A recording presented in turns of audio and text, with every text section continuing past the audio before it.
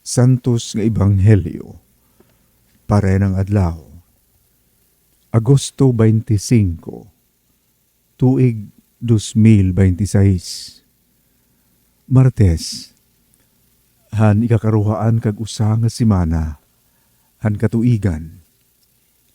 Kinuha, didhan Ebanghelyo sumala kan San Mateo, Kapitulo 23, versikulo 23, tubtub ngadto han 26. Nagsiring si Jesus, kamakaharadlok para ha iyo, mga magturutdo han balaod, ngan mga pariseyo, mga saling kapaw. Ihinatag niyo sa Dios ani kanapulo nga bahin bisan han mga panukot, sugad han irbaboy na, han anis ngan han kanila, kundi ginpapabayan niyo ang labaw pa kaimportante nga mga pagturunan han balaod, sugad han katadungan, pagkaluoy, ngan pagkatangkod. Angay niyo asay pagbuhata ini ngan diri an pagpasibayan an iba. Buta nga mga magturugway, ginsasara niyo an langaw, tikang han iyo erimnon, kundi gintutulon niyo an kamelyo. Kamakaharadlok para iyo, mga magturutdo han balaod, ngan mga pariseyo, mga saling kapaw. Ginlilinisan niyo ang gawas, an iyo tasa, ug plato. Samtang puno ini han mga butang, nga iyo naagaw, pinaagin, panlupig, ngan kahalod. Mga buta nga pariseyo, linisi anay ang sulod ang tasa, ngan magmamalinis liwat ang gawas. Ang Ebanghelyo ang Ginoo. Pagdayawon ka, Kristo. Haliputay nga pamalandong han santos nga Ebanghelyo, yan ang adlaw. Iton ura-urahin ka mahinungdanon, di dahiton kinabuhi in usa nga Kristiyano. Amo ang pagkarawat niya kang Kristo, di dahiton iya kinabuhi. Di dahan pagbubunyagi ha iya, aniya pagiging Kristiyano nagtitikang, di dahan iya paglakaton, di dahan dalan ni Jesus. Sugad nga, ang kinabuhi mismo ni Jesus, nagpupuyo didiha aton, kaupod ang Santissima Trinidad.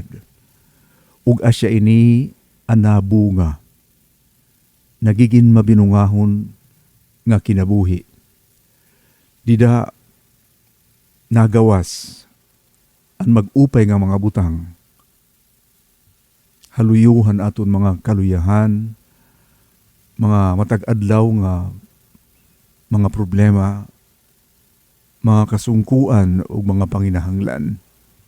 Sumalahan siringan santos nga Ebanghelyo yan ha, dida kinikita in kinabuhi in usa nga Kristiyano, an katadungan, an pagkaluoy, ug an pagkatangkod, ug damo pa nga mga butang, bunga, han pagpuyo ni Jesus, di dahiton tagsa kinabuhi inusa nga Kristiyano. Tanglit kun inusa nga tao pagpasibayan ini nga mga butang, labi na ang pagkatangkod, ngan ang paghigugma ug kaluoy. Bisan pa magdiunan uit iya kareliyoso ang pagbuhat hin mga butang subay han balaod, iton nga tanan magiginwaray mga kahulugan. Asya ini ang problema han mga magturutdo han balaod ug mga Pariseyo. Kaya ira kasiring, ada la itong nagtutuman han balaod ang pagiging maupay nga tao.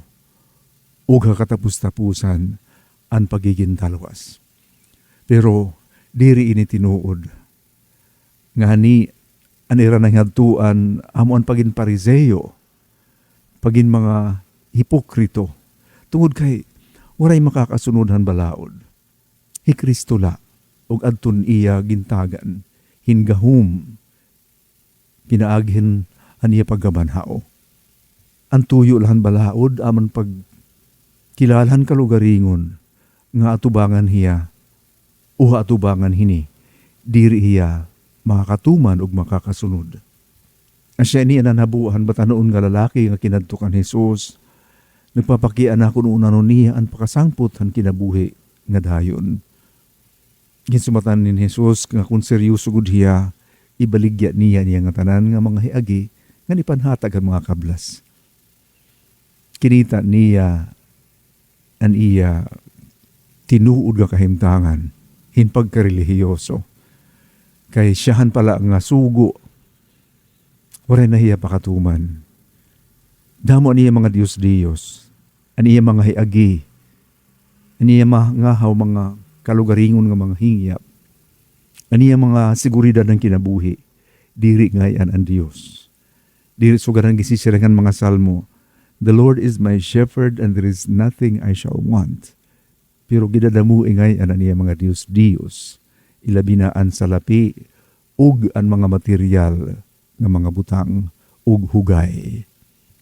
Ang Kristiyano, uusala iton kinahanglanon. Ang pamatihan pulong, ug pagtuman hini. An iba nga mga butang, mga rayandayan nala iton. Kung magbubuhat kayo sa nga relihiyosa nga butang, guti ila iton. Siring pamanhan, ibanghilyo yan na, ini nga mga Pariseyo, ginsasara nira ang langaw, pero ang kamilyo, asya lugudan ira kinakaon, tinutulon. Ang seryoso nga butang, ang importante nga butang nga nakakalipay o nakatalwas, amulugod naging papabayaan. Ang paghigugma, ang mga kablas, ug hadton mga makasasala, ang pagpasaylo ang mga tao, ang pagpaidhan mga nagkukuri. Amula ini, ang importante, ang kinabuhi nga Kristohanon.